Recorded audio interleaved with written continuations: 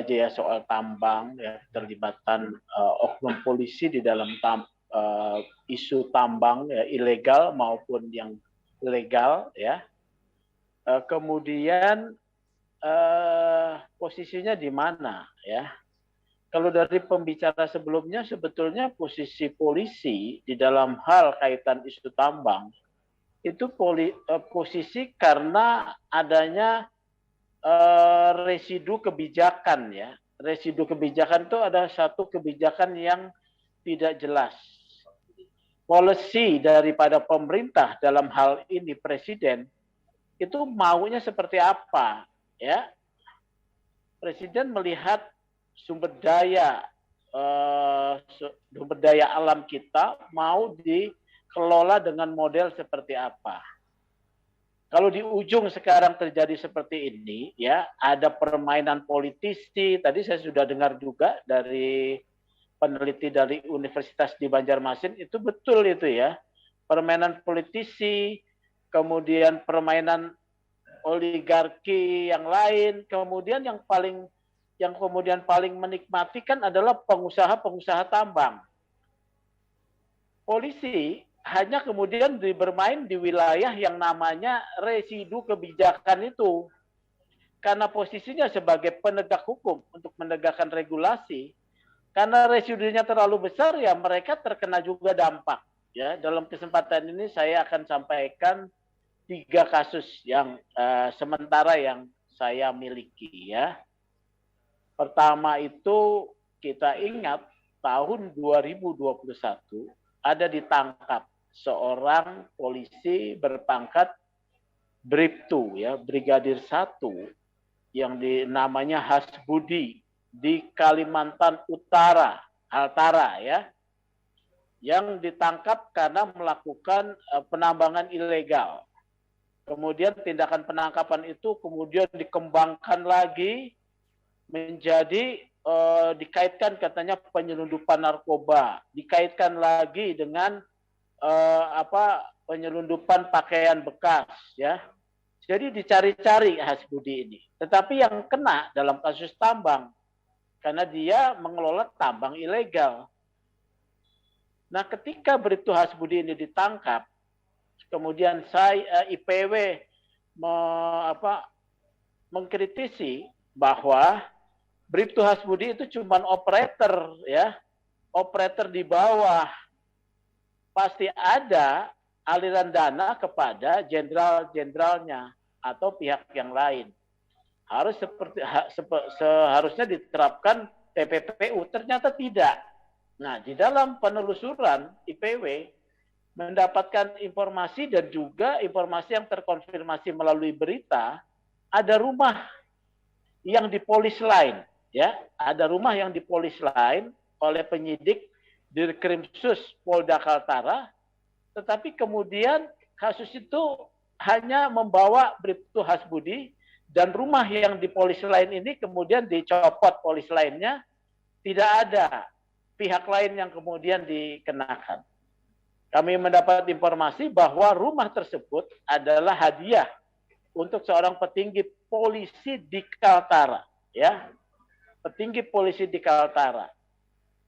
Nah, petinggi polisi itu sekarang sudah ditarik ke Mabes Polri. Itu contoh di Kaltara. Ini karena terjadi apa ya, residu regulasi.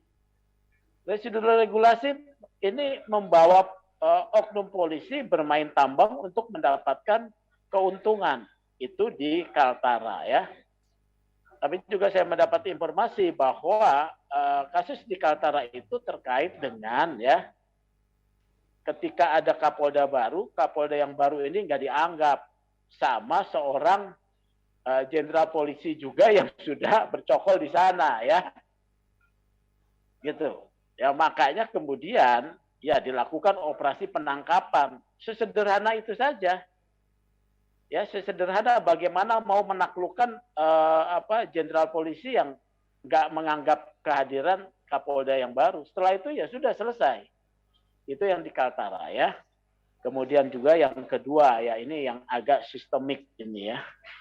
Yang agak sistemik adalah terkait dengan yang saya bilang terawangan IPW terhadap buku hitam Sambo ya.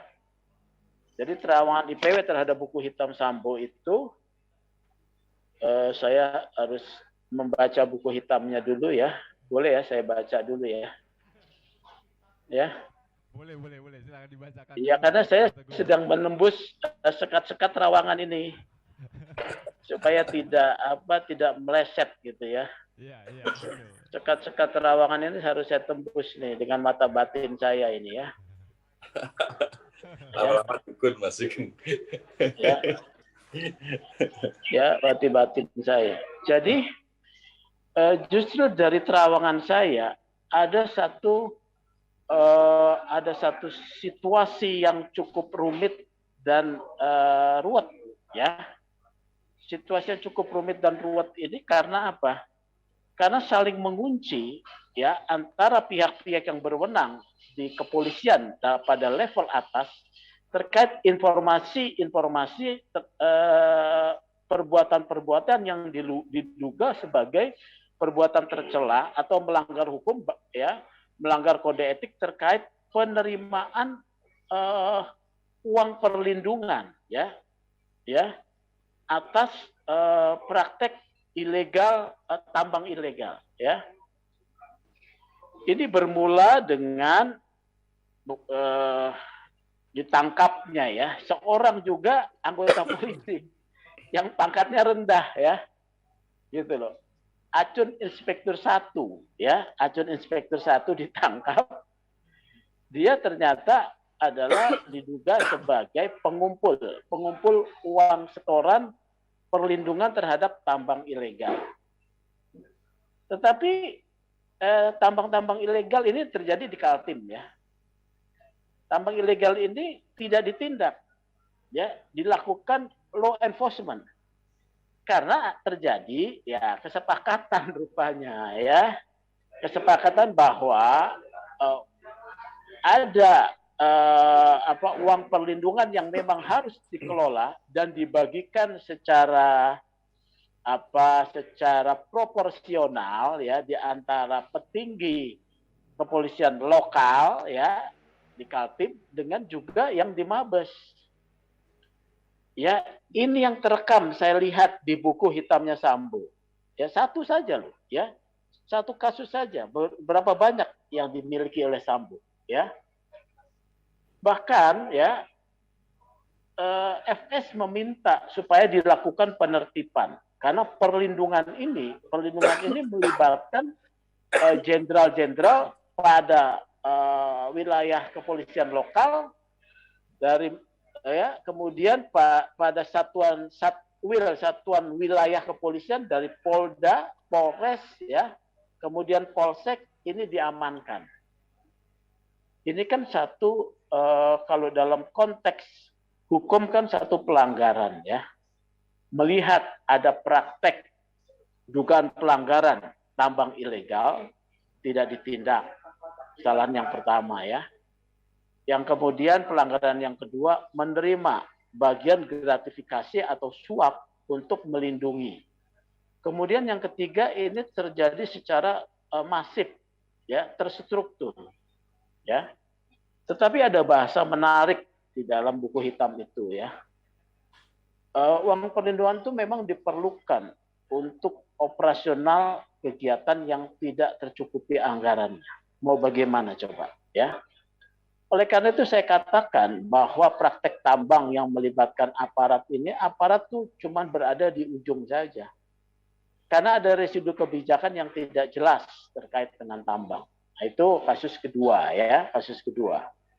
Kasus ketiga itu ada lagi ini ya. Ini terkait dengan tambang juga di Kalimantan Timur ya. Dan ini sudah masuk perkara sampai Bareskrim, bahkan disidik oleh Polda Kalimantan Timur ya.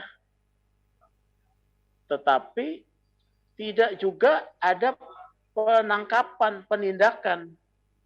Ini menyangkut mafia tambang terkait dengan PT Batuah Energi Prima ya. dalam perkara Batuah Energi Prima banyak sekali masalah hukum yang timbul. Satu, dugaan korupsi ya terkait dengan dana royalti tambang yang harus dibayarkan kepada pemerintah. Kemudian kedua, penggelapan budel pilot karena perusahaan tersebut dipilotkan. Ketiga, pemalsuan surat ya. Kemudian keempat, soal korupsi, pembobolan bank ya. Ini dalam satu perkara PT Batuah Energi Prima. Bahkan kemudian juga ada isu di sana perlindungan oleh Propam kepada seorang direktur Batuah Energi Prima yang mau diperiksa oleh Polda Kalimantan Timur. Bahkan direktur ini berani secara terbuka mengancam penyidik Polda Kalimantan Timur, ya. Dan sekarang yang namanya direkturnya itu, ya, direkturnya ini bernama siapa ini, saya baca sebentar ya.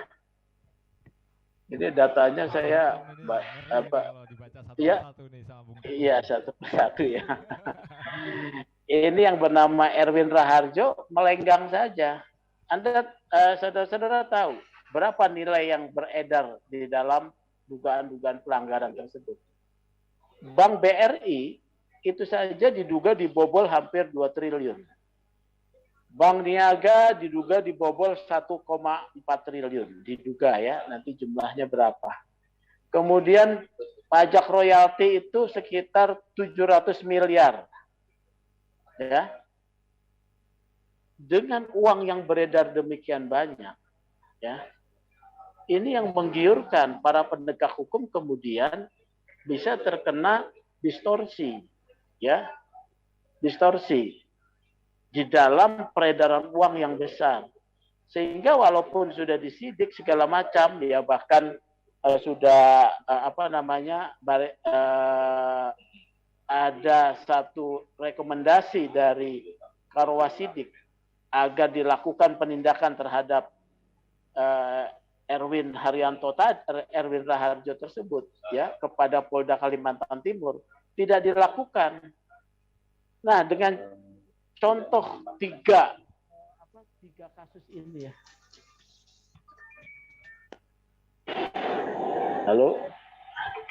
Dengan contoh 3 kasus ini kita bisa melihat ya, sebetulnya kisruh di bawah ini, kisruh ya, terjadinya kemudian tindakan-tindakan yang menyalahgunakan kewenangan ini, karena memang regulasi yang membuat tidak jelas. Polisi pemerintah memandang sumber daya alam itu seperti apa.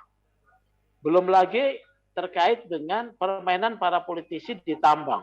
Ya, ya benar kata Pak Uhaid ya, yang dari Banjarmasin itu, rakyat lokal itu cuma nonton. Rakyat lokal tidak mendapatkan efek kesejahteraan. Rakyat lokal tidak mendapatkan efek kesejahteraan. Kesejahteraan tidak membaik, tapi buminya itu diperkosa, ya. Jadi itu pengantar dari saya, ya, Ya. Artinya saya tambahkan satu ya, kalau terkait dengan dugaan pelanggaran dari kepolisian, ya, para jenderal ini kalau mau dibongkar bukannya tidak bisa, tetapi yang diisukan sebagai perang bintang ya terjadinya di sini. Bukan kemarin terkait soal kasus Irjen TM ya. Karena Irjen TM itu ditemukan barang bukti. Tapi kalau mau terjadi perang bintang, sungguh-sungguh mau dibongkar, dibenahi, ini terjadi. Ini gempa 9 skala Richter terjadi di pusat Mabes Polri, goyah ini.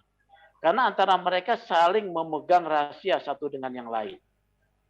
Ya, seperti itu. Apalagi di Kalimantan Selatan sekarang Kapoldanya baru ya. Itu juga tersisa kasus terkait dengan SP3 kasus Richard Mille itu. Kemudian soal cara berpakaiannya yang mewah ya. Nah, tetapi dia juga dipromosikan sebagai Polda di Kalimantan Selatan.